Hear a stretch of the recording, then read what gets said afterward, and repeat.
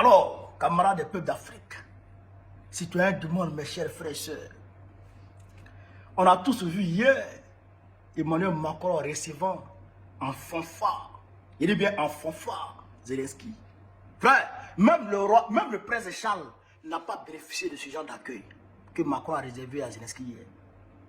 Mais après ce genre d'accueil triomphal, après ce genre d'accueil en fanfare, Macron vient faire une conférence de presse et puis il dit non, il va donner 2 milliards à l'Ukraine. Non, Macron, c'est pas ce que tu avais dit.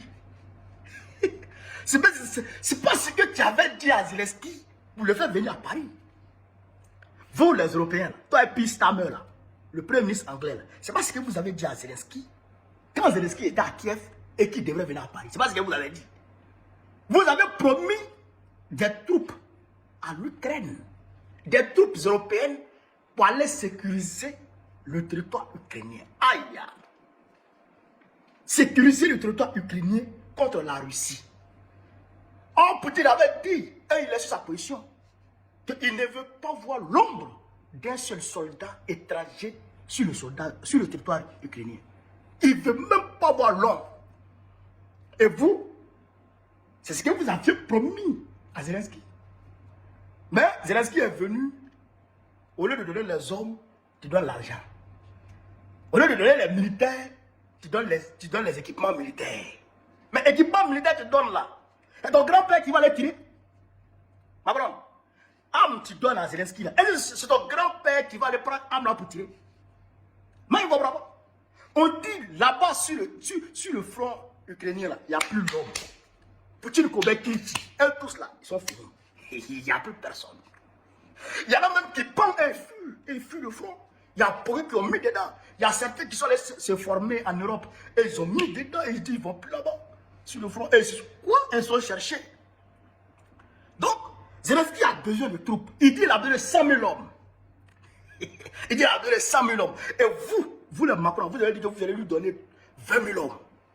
Mais entre 100 000 hommes et 20 000 hommes, regardez l'écart. Mais quand même, donnez-lui les 20 000 hommes. Vous ne donnez pas les 20 000 hommes, hein. Vous donnez 2 milliards. Il n'a pas besoin de ça. Il n'a pas besoin de ça. Mais chers camarades peu d'Afrique, chers camarades peu d'Afrique, il faut qu'on vous explique ce qui se passe en profondeur dans cette histoire de l'Ukraine. Aujourd'hui, la situation ukrainienne est devenue plus stratégiquement économique que militaire. Elle est devenue plus économique, plus pécuniaire que militaire. Il faut qu'on vous explique les choses, chers camarades. En réalité, Zelensky, lui-même d'abord, il ne veut pas quitter le pouvoir. Pourquoi? C'est pourquoi vous voyez Trump en train de le pousser à aller aux élections. Parce que Trump sait que Zelensky n'est plus populaire. Et Trump l'a dit qu'il a tout au plus 4% dans l'opinion ukrainienne. Donc s'il va aux élections, il perd. La personnalité la plus célèbre en Ukraine, selon Poutine, c'est le général Zalosny, celui qui était le commandant en chef des opérations ukrainiennes sur le front, qui est aujourd'hui établi en Angleterre. C'est lui qui est la personnalité la plus populaire. Donc s'il y a élection et que lui qui est candidat, il bat à plat couture Zelensky, sans débat. Est-ce que vous comprenez ça? Donc, sachant ça, Zelensky fait tout son possible pour empêcher non seulement pour empêcher même que les accords aboutissent. Pourquoi il fait ça? Pour ne pas que la guerre cesse. En réalité, Zelensky ne veut pas que la guerre cesse. Zelensky lui-même d'abord pour ses propres intérêts. Pourquoi? Parce que si la guerre cesse, eh bien, tout ce qu'il cache, le nombre des blessés, le nombre de morts, soldats ukrainiens, les détournements des aides étrangères, la dette, le détournement de la dette, la vente sur le marché noir des armes venues de l'Occident et destinées au front, et lui-même ses autres micmacs. Tout ça sera dévoilé. Parce que tout ça c'est documenté et tout ça sera dévoilé. Vous comprenez? Donc si tout ça, et puis ces comptes offshore qui sont établis ici et là, tout ça sera dévoilé. Et les Ukrainiens vont le traquer. Vous comprenez? Donc, de ce fait, Zelensky devient un dictateur, au même titre que le dictateur africain Alassane Ouattara. Vous comprenez? Aujourd'hui, vous voyez la corruption en Côte d'Ivoire. La Côte d'Ivoire est placée sur la liste noire de Gafi. Oui, parce que la liste qui, je dirais, parce qu'il y a trop de corruption, il y a trop de blanchiment d'argent. Eh bien, c'est pareil que chez Zelensky. C'est pourquoi vous voyez que Draman Ouattara ne veut pas quitter le pouvoir. Il ne veut pas. Voilà. C'est la même chose que Zelensky actuellement. Ça fait un. Deuxièmement, les terres là que les États-Unis réclament là. Est-ce que vous savez que la France convoite ça? L'Angleterre, les deux pays là, ceux qui bombent la poitrine, ils convoitent ça. La France veut ça pour compenser, parce que c'est riche en uranium. Les terres là sont riches en uranium. La France veut ça pour compenser, chers camarades d'Afrique, le manque à gagner que l'uranium du Niger laisse à la France.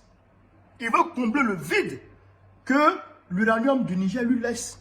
Parce que l'uranium ne vient plus du Niger. Donc il faut compenser ce manque à gagner là.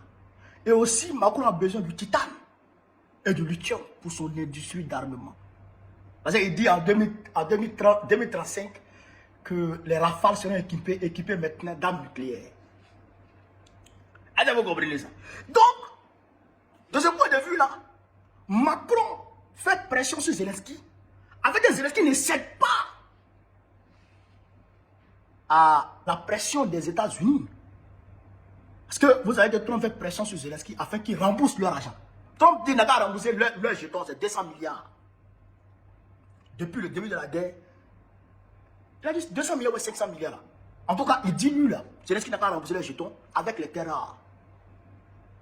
Est-ce que vous comprenez? Donc Macron fait pression de son côté sur Zelensky afin que Zelensky n'accepte pas. Parce que lui, Macron, il a besoin de ces terres rares. Mais l'Angleterre a signé un accord avec l'Ukraine, un accord de partenariat stratégique pour 100 ans. Un accord de partenariat stratégique pour 100 ans. Vous comprenez ça? Sur les terres rares, le réseau de transport de gaz de l'Ukraine, les ports maritimes, ainsi que plusieurs entreprises stratégiques. Les terres rares, les ports, le réseau énergétique. Hein? Vous savez que les gaz, il y a beaucoup de gaz, il y a les gazoducs russes qui passent par le territoire ukrainien pour aller en Europe. Tout ça là, le Royaume-Uni a signé un accord stratégique de 100 ans avec l'Ukraine. Donc eux aussi ils veulent les terres rares. C'est pourquoi Macron se met avec Stammer pour aller faire pression sur Zelensky, avec Zelensky tourne le dos aux Américains et qu'ils viennent avec eux. Et comme ça, ils vont protéger le pouvoir de Zelensky. Zelensky va avoir un pouvoir à vie. Et donc, eux, de leur côté, ils vont continuer à piller les terrains de l'Ukraine. Et les Ukrainiens vont devenir pauvres, comme ils le font en Afrique. Vous comprenez? Mais, dans ce cas d'espèce, les États-Unis veulent ces terres-là, convoitent ces terres-là. C'est pourquoi quand Stammer a dit qu'ils vont envoyer des troupes en Ukraine, Trump a posé la question à Stammer pour dire, mais est-ce que tu es sûr que tu peux combattre la Russie sans les États-Unis? Stammer a dit non. Macron, de son côté, a rassuré Stammer pour lui dire que le parapluie nucléaire français va couvrir tout le territoire européen. Bien entendu que les Anglais ont aussi des armes nucléaires, mais il dit que le parapluie nucléaire de la France va couvrir toute l'Europe. Et donc, il veut conjuguer leurs efforts avec Stammer pour constituer, on va dire, un bloc militaire compact et fort pour concurrencer les États-Unis et la Russie. Sauf que, non seulement vous n'avez pas de ressources naturelles, les États-Unis en ont, la Russie en a. Vous n'avez pas assez de têtes nucléaires, les États-Unis en ont près de 5 000, la Russie en a plus de 6 000. vos capacités militaires ne sont pas adaptées. D'ailleurs, même c'est l'OTAN qui vous défend. Les États-Unis qui vous défendent. Donc vous ne pouvez rien faire. Aujourd'hui, la Russie et puis les États-Unis sont ensemble. Ils sont d'accord. Or, quand ces deux-là sont d'accord sur un projet, le projet la passe, coûte que coûte, parce que c'est les plus grands aujourd'hui. Donc, de ce point de vue-là, ils se foutent le doigt dans l'œil. Parce que rien ne peut marcher. Zelensky, là, il va tomber bientôt. Parce qu'il va organiser les élections. Mais ce n'est pas les élections, ce n'est pas les Ukrainiens qui sont levés à la place Maïdan pour faire tomber l'autre président, là. Le président pro-russe, là. Quand les Ukrainiens vont comprendre que Zelensky, là, il n'est pas bon, là. Il est en train de les utiliser pour ses propres intérêts, là. Quand ils vont réaliser ça, clairement, là, ils vont se lever contre Zelensky et ils vont le chasser. Et vous, Macron, vous ne pourrez rien faire. Starmer ne pourra rien faire. Zelensky, à coup sûr, d'ici fin 2025, il est fort pour que ce gars-là tombe. Et si le gars-là tombe, les deux grands-là, ils vont mettre quelqu'un de plus responsable, de plus mature, de plus humain, de plus civilisé pour protéger les intérêts de l'Ukraine et pour que l'Ukraine soit en paix. Voilà. Et c'est ce que nous souhaitons de tous nos voeux. Que Dieu envoie quelqu'un de plus responsable en Ukraine afin que ce gars-là puisse sauver les Ukrainiens de ce calvaire dans lequel les Occidentaux et Zelensky les ont plongés. Chers camarades d'Afrique, voilà un peu ce que je voulais vous dire sur cette vidéo. Je reviendrai encore avec d'autres vidéos, s'il plaît à Dieu, pour éclairer sur l'actualité internationale, surtout l'actualité ukrainienne. Sur ce, vive l'Afrique libre, vive le panafricanisme, vive tous les présidents panafricains. Babo, président de la Côte d'Ivoire en octobre prochain.